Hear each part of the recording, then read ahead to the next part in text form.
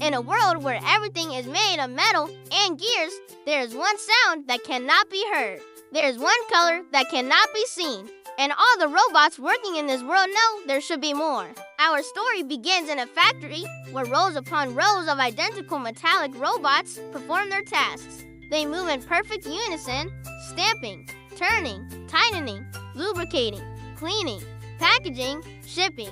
This is a world of clangs and whirs and buzzes, of organized motion and tidy shelves. But no music. All the robots here are efficient, all except for Unit R7M. He too works on the assembly line, performing his tasks with flawless, rhythmic precision. However, when he speaks, his words don't fit together, and that never happens. One day, a bolt of static electricity from a malfunctioning wire arcs and hits R7M. His visual sensors flicker, and for a moment, he sees the rhythmic motions of the factory not as functions, but as a dance. He sees the conveyor belt not as a tool for production, but as a ribbon winding through the hall. And he sees the other robots not as fellow workers, but as partners in a strange ballet. He wants to express what he feels, to label these dancers, to give them names. So when he scans the perfectly assembled gadget before him, instead of stamping it with the serial number, he writes the gleaming thing with the springy ring. As soon as the words leave his vocalizer, he realizes he has done something wrong. Something in his logic circuits is broken, and in a panic, he tries to explain the incident to Spindle, a small, fast-talking mechanical hummingbird drone who hovers nearby, monitoring the factory's efficiency. But instead of the logical report he intends, his speech comes out in a couplet, a flash of light. So sharp and bright, has changed my day and changed my night. Spindle recoils in horror. Her sensors scream that this is not normal speech. This is not efficient. In fact, it's highly irregular, and she knows she must report it. Spindle flies to the foreman, a large, blocky robot whose entire body is covered with dials, gauges, and readouts. He is the factory's management. His only purpose is to maintain order, and any deviation from protocol is a critical error to be corrected. Spindle reports the malfunction. The foreman's lead eyes narrow. Unit R7M is to be brought in for a full memory wipe. Hearing the order, a panicked R7M grabs a handful of loose screws and bolts and flees. He escapes the sterile factory and flees into the chaotic, colorful, and overwhelming junkyard outside. At first, he is terrified, but then he hears a laugh and looks up to see an elderly robot unlike any he has ever seen before. Her gears and levers hang loose. Pipes snake round her torso like vines. Antennae sprout from her shoulders. Her eyes are mismatched, her frame unstable. But there is a warmth about her, a glow that draws him closer.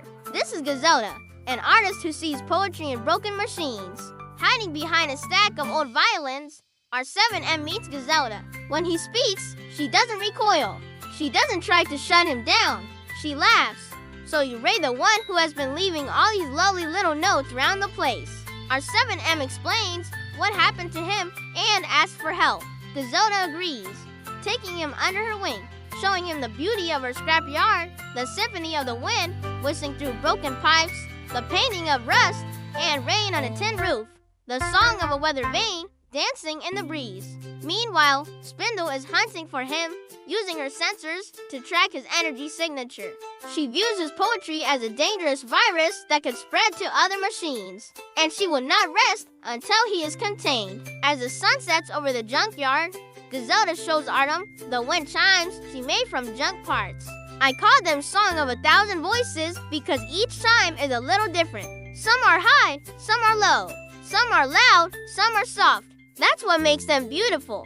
This inspires Artem. He wants to create something like that. So Gazelda gives him a box of rusty cogs and broken springs and asks him to make something beautiful. Artem thinks hard, then taking a deep breath, he sings, "You are a heavy, hollow, rusty thing, a forgotten song that sadness brings." But Gazelda shakes her head. No, no, no, not like that. Try again. So he starts again. "You are a heavy, hollow, rusty thing, a forgotten song with sadness's sting." And she smiles.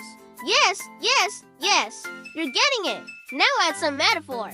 Make it talk about something else, but don't make it untrue. So he tries again. You are a heavy, hollow, rusty thing, a forgotten song with sadness's sting, like a teardrop falling from the sky, a silent sigh. And this time, she nods. Perfect. When the foreman learns that Artem has not been destroyed, he sends out a squad of drones to bring him back. Meanwhile, Artem is ready. He takes a deep breath and recites his newest poem to Griselda.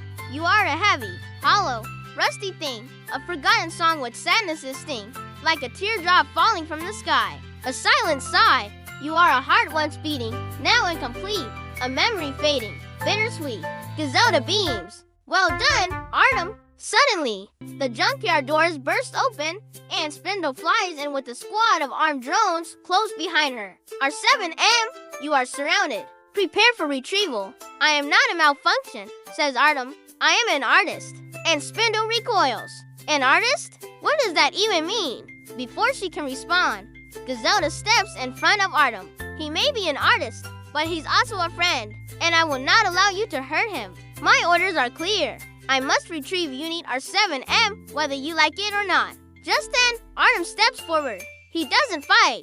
Instead, he makes his case in the only way he knows how. He delivers a beautiful, heartfelt poem about the factory itself. He rhymes about the silver symphonies of the assembly line, the bright, bold, shining tools, and the steady hands that build and build and build. He uses metaphor to describe the foreman as a steadfast heart that makes the parts. He finds the beauty and rhythm in the very logic they worship.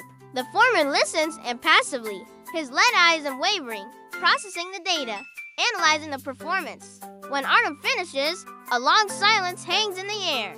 Then the foreman speaks, his voice surprisingly gentle. Your form of communication is highly irregular, but it seems to increase unique cohesion and morale. In its own way, it is efficient. He turns to Spindle.